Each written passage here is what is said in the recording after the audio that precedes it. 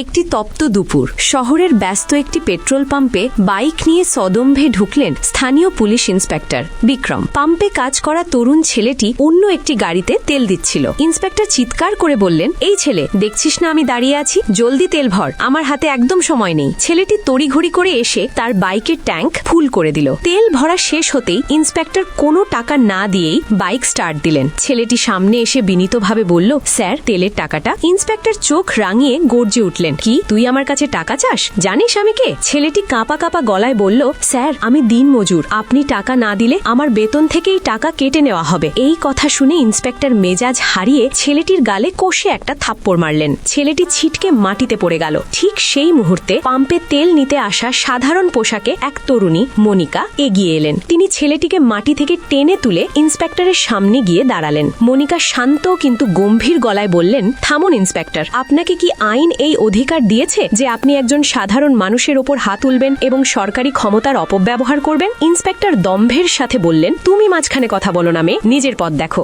মনিকা আর কথা না বাড়িয়ে তার ব্যাগ থেকে পুলিশ কমিশনার পরিচয় পত্রটি বের করে ধরলেন। আইডি কার্ড দেখা মাত্রই ইন্সপেক্টরের দম্ভ মুহূর্তেই ভয়ে রূপ নিল। তার কপালে ঘাম জমতে শুরু করলো। তিনি তোতলাতে তোতলাতে ক্ষমা চাইতে লাগলেন। মনিকা কঠোর স্বরে বললেন, উর্দির সম্মান যারা রক্ষা করতে পারে না তাদের জায়গা এই বাহিনীতে নেই। যারা সাধারণ মানুষকে নিরাপত্তা দেওয়ার বদলে ভয় দেখায় তাদের বিচার হওয়া জরুরি। মনিকার সাথে সাথে কন্ট্রোল রুমে ফোন করে সেই দুর্নীতিবাজ ইন্সপেক্টরকে গ্রেপ্তারের নির্দেশ দিলেন। পাম্পে উপস্থিত সাধারণ মানুষ করতালিতে কমিশনার মনিকাকে অভিবাদন জানালো। ছেলেটি কৃতজ্ঞ চোখে তাকিয়ে রইল আর ইন্সপেক্টরকে হাতকড়া পরিয়ে নিয়ে যাওয়া হলো।